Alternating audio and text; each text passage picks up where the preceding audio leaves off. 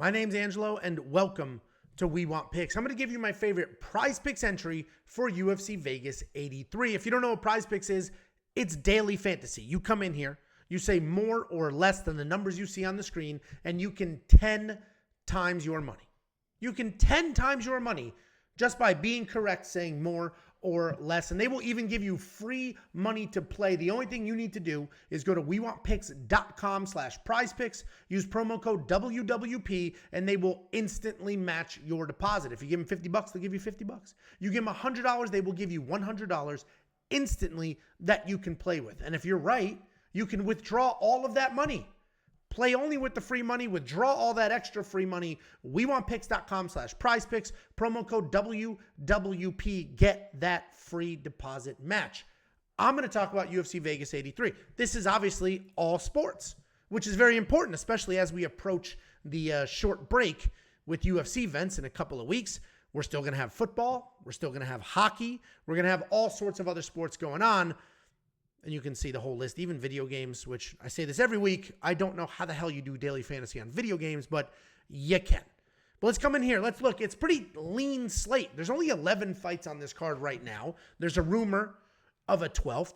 2 of the 11 are super short notice, so those fighters aren't in here. So a very lean slate. I did find 3 spots that I like quite a bit. I am recording this on Tuesday morning when these lines dropped. Premium members already know my entry. It is possible that by the time you're watching this, this line has moved. Some of these lines has moved and they're not available to you. If you're a premium member, you get access to them the minute they drop, the minute we place them. If you're not, you're going to have to look a little closer, try to find a better spot on your own. Premium membership's only $10. Just go to wewantpicks.com, click become a member at the top. Let's go ahead and jump in. We're going to start with fight minutes. Fight minutes is always an interesting one. I like it, but I look for low and then I go high. And the most obvious one to me is Jun Park, 8.5 fight minutes. The reality is, yes, he is coming off 3 submission wins in a row, but he's not this wildly dangerous guy. And I doubt, I could be wrong, I doubt he's going to submit Andre Muniz early. So I do like that over 8.5 fight minutes, but we're actually going to leave this alone. That is not what I built my entry around. We'll park it here, but I'll show you my actual entry. And that is Khalil Rountree over 6.5 fight minutes. Khalil Rountree's dangerous. He slings. He's fast. Anthony Smith stepping up on short notice. He's been hittable lately. He gets beat up lately. Ryan Spann almost had him down and out. But if we know anything about Anthony Smith, it is that he is insanely tough. He's not a quitter. His nickname's Lionheart for a reason. They did an x-ray. There was the heart of a lion inside of there. This guy has never quit. He's going to continue to be in that fight. He's going to continue to come forward. And I don't think he gets finished in under 7 minutes against Khalil Rountree in the co-main event. So I like more than 6.5 fight minutes. The rest of these are tricky. Kevin Gisette, 13.5. I actually like the under there, but we're going to leave it alone. He's relatively unproven. I'm not confident enough in him yet that he's going to steamroll Song Kanan, like finish him that early. Song Yadong, 21 fight minutes. This is another interesting one. This could certainly be a 25-minute striking clinic, or he could just spark Chris Gutierrez. Again, I'm not comfortable enough to throw this in an entry. And then I mentioned the Jun Park line. I removed it, and that's because I have a better line on him when we move to significant strikes.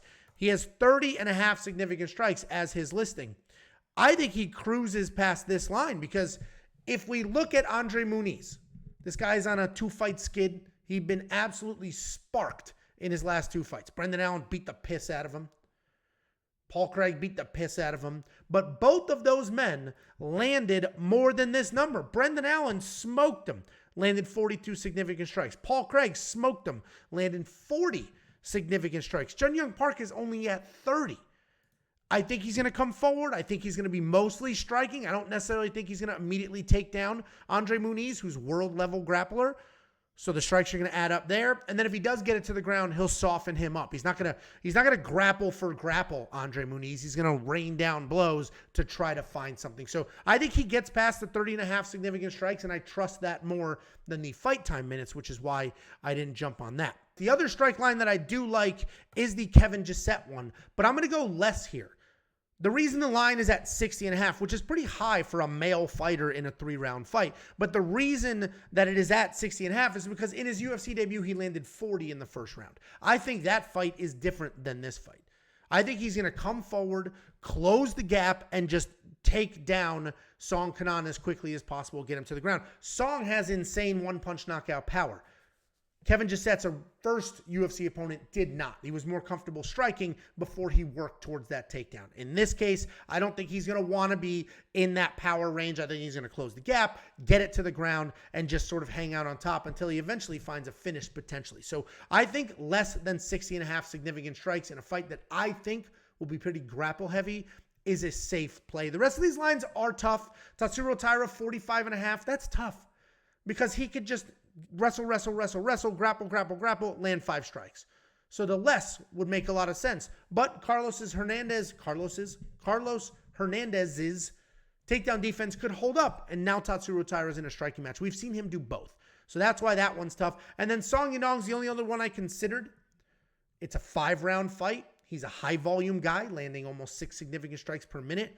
But he does have big power. We watched Pedro Munoz get to Chris Gutierrez. So I think Song Yadong could potentially finish him. So I'm going to leave that alone. And the last one we'll take a look at, or the last two, we have fantasy score. I try to find somebody that has a pretty low fantasy score. Somebody that I think is going to do much better than they think they're going to do. I don't like the high and then going under unless I think it's a favorite that has no shot.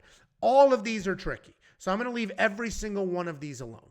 Luana Santos could potentially take down and finish Stephanie Egger and cruise past this line. She's the only one that I seriously considered. Let's just park this here for a minute. She's the only one that I think could potentially get past her number because she could work in the judo, get Stephanie to the ground, and then go ahead and finish her. The problem is Stephanie is actually the better judoka, the higher ranking judoka, the more successful judo practitioner.